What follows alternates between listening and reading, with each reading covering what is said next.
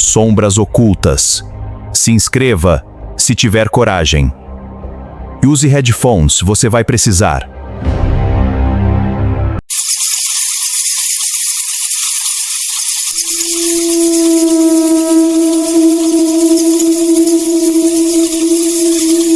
O terreiro que o Brasil tentou apagar. A história do Ilê Axé Iana Soka. Três mulheres africanas fundaram o terreiro mais importante do Brasil, num quintal atrás de uma igreja católica. O Estado perseguiu por mais de um século e o terreiro ainda está lá. Vou te contar sobre um lugar em Salvador que sobreviveu a tudo. A escravidão, a república, a ditadura, a polícia, a especulação imobiliária. Há um posto de gasolina que tentou engolir o terreno sagrado. Há um prédio de 5 andares construído ilegalmente por cima do terreiro, sem pedir licença para ninguém. Há tudo e ainda está lá. Na Avenida Vasco da Gama, número 463, Salvador, Bahia. O Ilê Axé Iana Soka, conhecido por todos como o terreiro da Casa Branca do Engenho Velho. A história começa na primeira metade do século XIX. Segundo a tradição oral, 3 africanas da nação Nagô fundaram um terreiro de candomblé numa roça nos fundos da igreja da Barroquinha, em pleno centro de Salvador, nos fundos de uma igreja católica. Porque se há um lugar onde o Estado colonial brasileiro menos esperaria encontrar resistência espiritual africana, era exatamente ali. 3 mulheres africanas escravizadas ou recém-libertas, sem terra oficial, sem documentos, sem nenhum dos instrumentos que o Brasil reconhecia como prova de existência legítima. Com a memória dos orixás, que atravessou o Oceano Atlântico dentro do corpo dessas mulheres, quando tudo mais havia sido tirado. E que não foi tirado, porque não havia corrente que coubesse numa memória espiritual. O terreiro cresceu, sobreviveu aos levantes de escravos do século XIX. Sobreviveu à abolição que não aboliu nada de verdade. Sobreviveu à república que prometeu liberdade religiosa e entregou perseguição policial sistematizada. Porque no Brasil a gente tem uma tradição consistente de prometer liberdade e entregar formulário de autorização. Na Bahia, até 1976, os terreiros precisavam pedir autorização policial para realizar suas atividades. O procedimento era realizado na Delegacia de Jogos e Costumes. Delegacia de Jogos e Costumes. O candomblé não era visto como religião, mas como prática fetichista e falsa medicina. Falsa medicina. O mesmo Estado que durante séculos havia negado acesso a qualquer medicina real para a população negra, agora chamava de falsa medicina, que essa população havia desenvolvido para sobreviver sem ele. A ironia seria cômica se não fosse criminal. No início do século XX, especialmente entre as décadas de 20 e 30, ocorreu o período de maior repressão. Terreiros foram invadidos pela polícia. Líderes religiosos foram arbitrariamente presos, responderam a inquéritos judiciais, foram espancados, seus santuários foram profanados, pertences religiosos, emblemas e insígnias foram publicamente ridicularizados. Publicamente ridicularizados. Não em segredo, não com vergonha, publicamente. Como demonstração de poder, como recado, como Estado brasileiro dizendo em voz alta o que achava da espiritualidade de um povo que havia construído esse país de graça.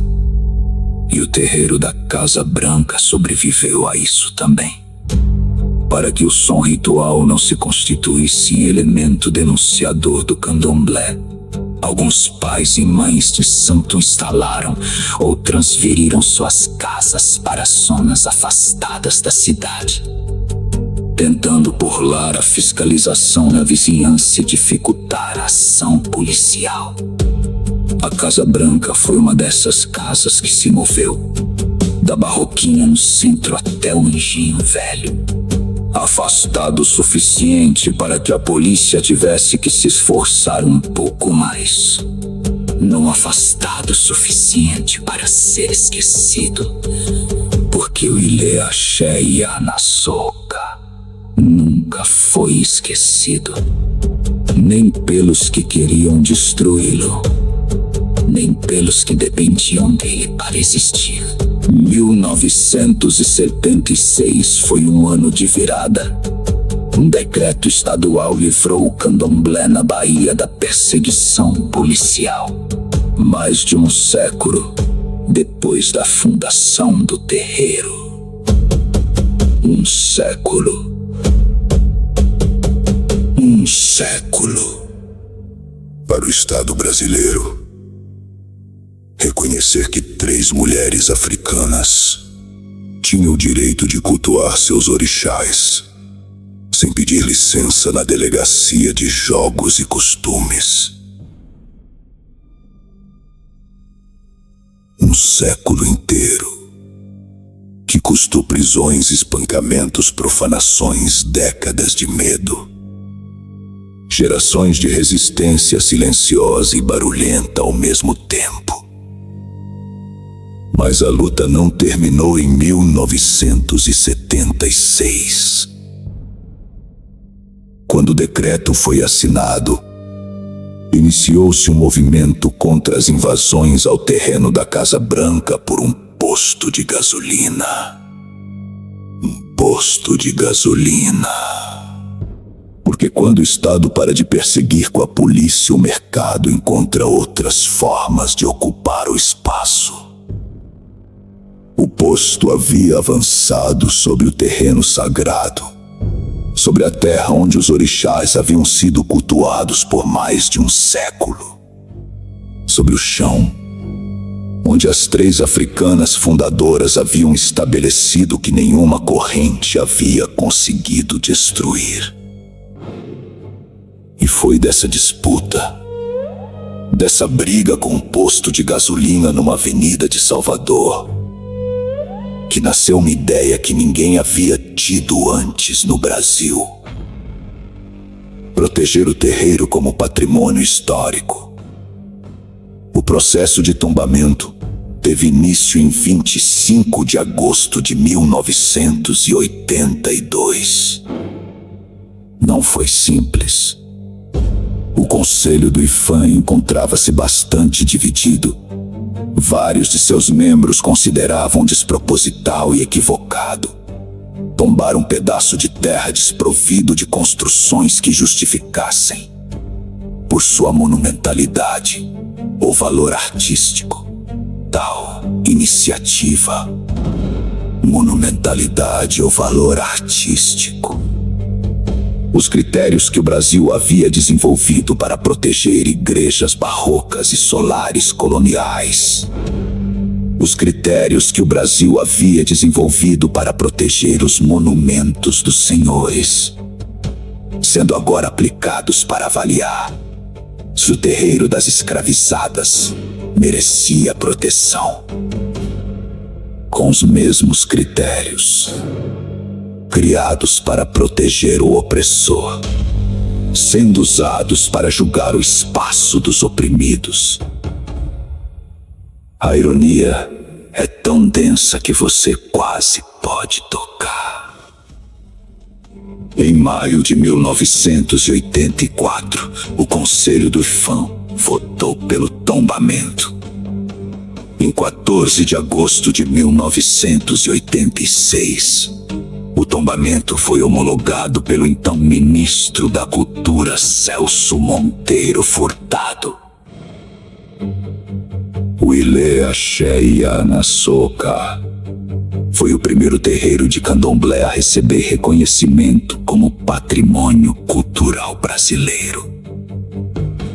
O primeiro monumento negro protegido pelo Estado brasileiro. Mais de um século depois de 3 mulheres africanas o fundarem num quintal atrás de uma igreja. Um século de perseguição policial, de invasões, de profanações, de espancamentos, de formulários de autorização na Delegacia de Jogos e Costumes, para chegar a uma placa de patrimônio histórico, que é vitória, e que é também uma sentença sobre o quanto tempo o Brasil levou para reconhecer o óbvio. Mas a história não termina no tombamento, porque no Brasil placa de patrimônio histórico não é armadura.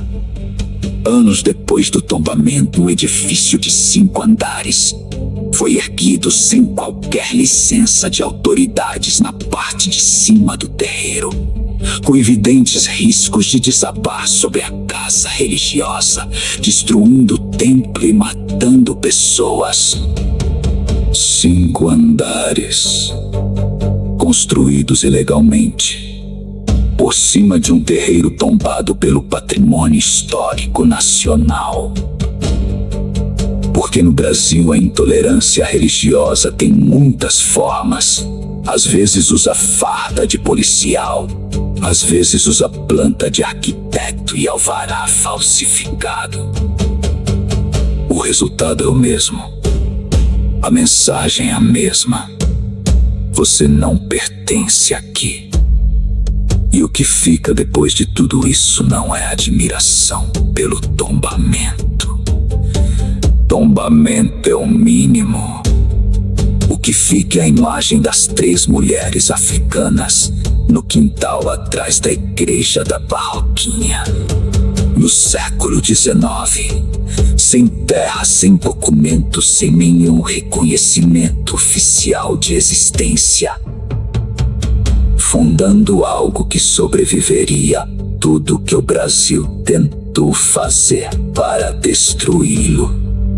Porque a memória espiritual de um povo não precisa de alvará, não precisa de licença, não precisa de aprovação da Delegacia de Jogos e Costumes.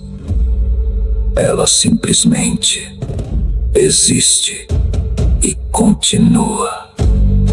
Na Avenida Vasco da Gama, número 463, Salvador, Bahia. Desde o século XIX. Apesar de tudo,